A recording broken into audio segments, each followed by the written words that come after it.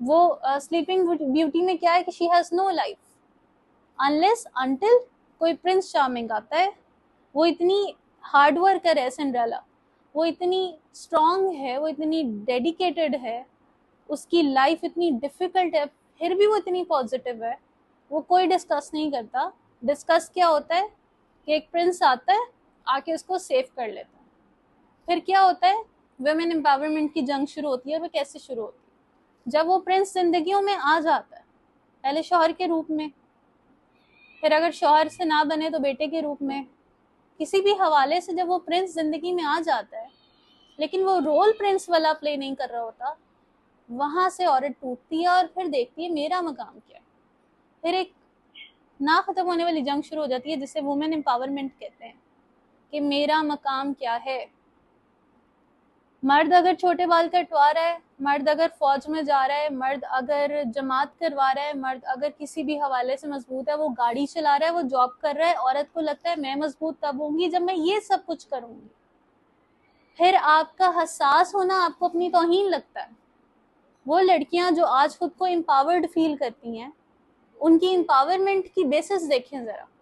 जो कहती हैं हम मजबूत हैं, हम लड़कियां नहीं हैं, हम लड़कियों की तरह नहीं है, उनके पास कंपैरिजन में कौन है? यानी कि वो किस बेस पे कहती हैं कि वी आर स्ट्रांग? उनके पास कंपैरिजन में मर्द है। वो जो काम मर्द कर रहा है उससे खुद को रिलेट करके सोच रही हैं, अगर मैं ये कर पा रही हूँ तो मैं मजबूत हूँ। अगर मुझे इससे कोई रोकेगा, यानी कि मेरी मजबूती पे क्वेश्चन कर रहा है, नो, मुझे इसको चैलेंज करना है। वेस्ट में भी यही हो रहा है, यहाँ भी यही हो रहा है। देखिए, मैं अपने हर सेशन में एक बात कहती हूँ कि जज्बात गलत नहीं होते, उनका रुख गलत दे दिया जाता है। ये देखा जाए तो गुस्सा है, जो आपका प्रिंस चार्मिंग आपको नहीं बचा पाया। अब आपको लग रहा है कि आपने ही खुद को सेफ और सिक्योर करना है, ना शौहर कर सका, ना बाप भाई कर सके, ना औलाद कर सकी, ना यू नो कि आपको ही करना है। तो आप क्या करते हो, उसके कंपैरिजन में आ जाते हो जिसकी तरफ से हमेशा से झटके और तकलीफें आती रही हैं, यानी कि मर्द के कंपैरिजन। अब आपको ये समझना है कि अल्लाह ने वुमेन एम्पावरमेंट को और मेल एम्पावरमेंट को आज समझते हैं। वो क्या है, अल्लाह ने दोनों को बराबर नहीं बनाया, दोनों को अलग अलग बेहतरीन बनाया। That's the basic concept.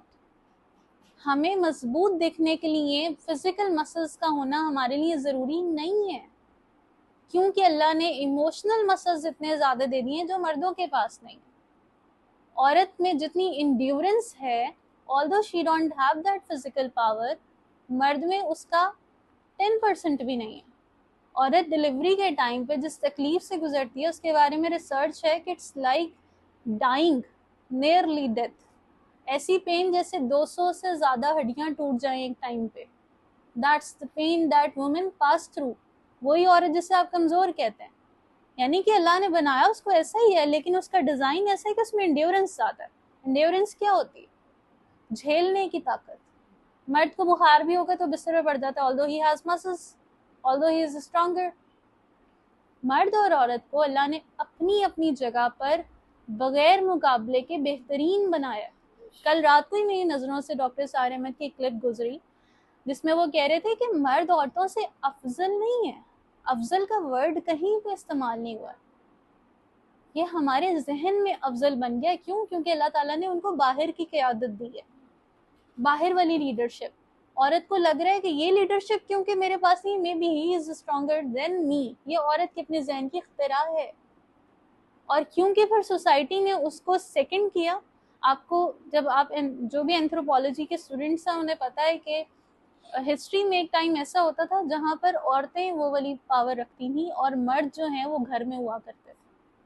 तो it changes over the time, जबकि जिसे हम स्टोन एज कहते हैं, उस टाइम पे पैट्रियार्की की जगह मटीरियार्की, यानी कि औरत का पलड़ा ज़्यादा भारी होता था। औरतों के बाल लंबे लंबे होते थे, औरतें शिकार भी करती थी, औरतें बाहर निकलती थी। वो हम उसको मज़हब की